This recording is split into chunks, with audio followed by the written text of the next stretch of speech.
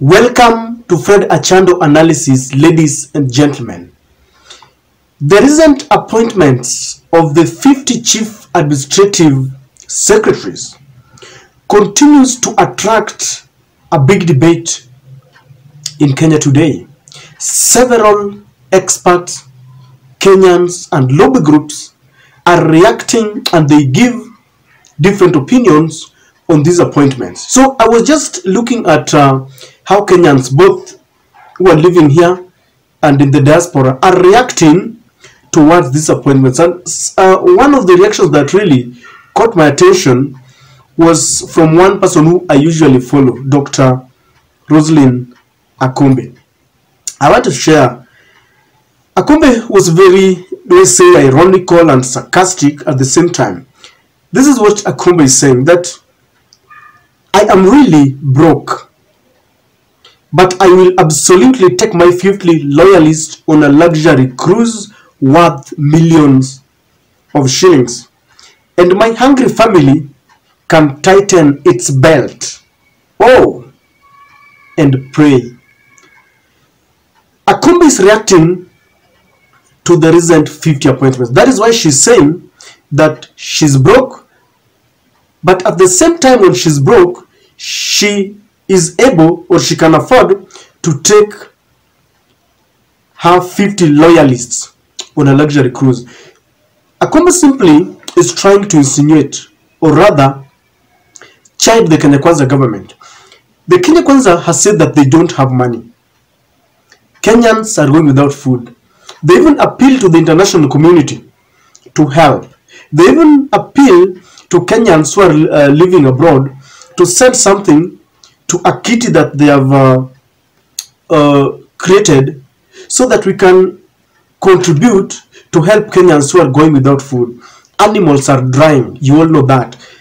The nomadic families are fighting because they are now fighting for the scarce resources, water and pasture. Yet this government are appointing what we used to call assistant ministers.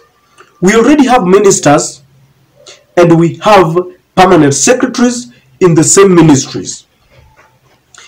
After Rigathi Gachagua told us that they inherited a dilapidated economy and empty coffers and there was no money, they now have money to pay not one, not two, but 50 CSs.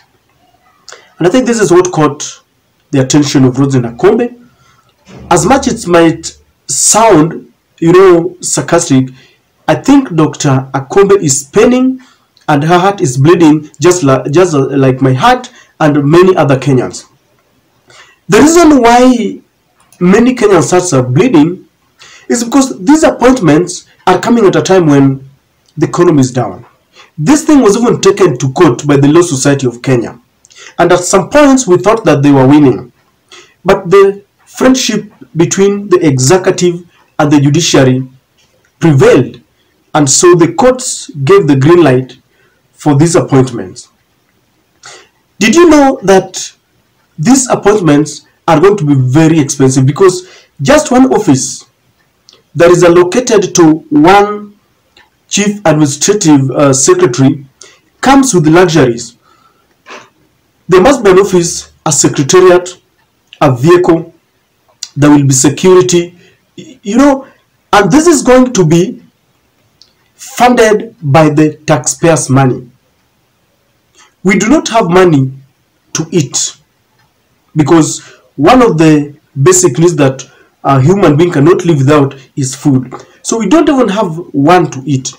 But now Kenyans are going to be taxed to continue maintaining and sustaining an unnecessary office, because the truth is those offices can run without an assistant minister. Once there is a minister and there is a permanent secretary, it can run. It is also very unconstitutional because according to the new constitution, I don't even think whether that position exists. And that is why it elicits a lot of pain from Kenyans. It also pains us because let's assume that yes, the Kenya Kwanza team wanted to appoint these CSS. When William Samoei Ruto and Rigathi Gachagua were campaigning, they had promised the country that their appointments will be based on the hustler. They will allocate certain positions to the hustler nation. We've got youths who are learned and they've got certificates. They can fit into those offices. But what I saw in those appointments, they were meant to reward his cronies and his allies. One is asking, for example, why would Evans Kidero be given a position as an assistant, as a principal administrative secretary? This guy is rich. I know he's got some expertise. But why do you give? Because let us not pretend. In as much as you want them to work, I know they will be getting salaries. It's giving them food to something to put food on the table. Why would you give somebody like Kidero that job? Couldn't you identify a hustler, someone who is a hustler, to give that job? People like Millicent Omanga, Dennis Itumbi, all those cronies who supported the Kenya Kwanza team. It is now very true that this is a Kenya Kwanza Limited company, and those who are rewarded are those who voted for it, even though Kidero never voted for it, but is being rewarded for being a rebel. So the hustler nation, you need to wake up. Stop burying your head in the sand. When other Kenyans want to go and petition their grievances to William Samoei Ruto about such appointments, there is a hustler who cannot afford even $1 million a day. There is a hustler somewhere, someone who supports Kenya Kwanza, who woke up in the morning, voted for William Ruto, but he's lying there, jobless, there is no food. You know, why can't these Kenyans wake up and they start asking the right questions? Why are we carrying ourselves on the basis of our tribal affiliation and political affiliation? Let us wake up and understand that we've got only two tribes in Kenya, the haves and the have-nots. If this does not pain you, if this will not open your eyes, then I can assure you that Kenya will stagnate forever. Because the only language that the government understands is when Kenyans wake up and start asking questions. It is also very worrying because when William Ruto was campaigning and his deputy, they said that they don't want a government that is meant to dish out positions to the rich. They had accused Raila Odinga and Uhuru Kenyatta of trying to bring the BBI through the back door so that they can reward dynasties. And he promised Kenyans that when he makes a government, it will not be a government that will be geared towards rewarding or creating positions to people. If this is not creating positions, ladies and gentlemen, please help me understand. No one has a monotony of knowledge. What is this? We have been hoodwinked. In Kenya, in our language, we say tumecheswa. That is the language that we use. And so, I really feel that Kenyans are gullible. We are just, we need to wake up. Because this is how William Ruto rates us. This administration has studied the common mananchi, and they know very well that it is very simple. Sweet talk them when you are campaigning, and then forget about them completely once you get into power. Right now, all of a sudden, there is money that can sustain the appointments that is being given. And I remember sometimes back, they had even complained that the appointments that Uhuru Kenyatta was making were just too much. So today they have reneged on those promises. They have negated everything that they said, and they are at the center of implementing everything that they had criticized in the last regime.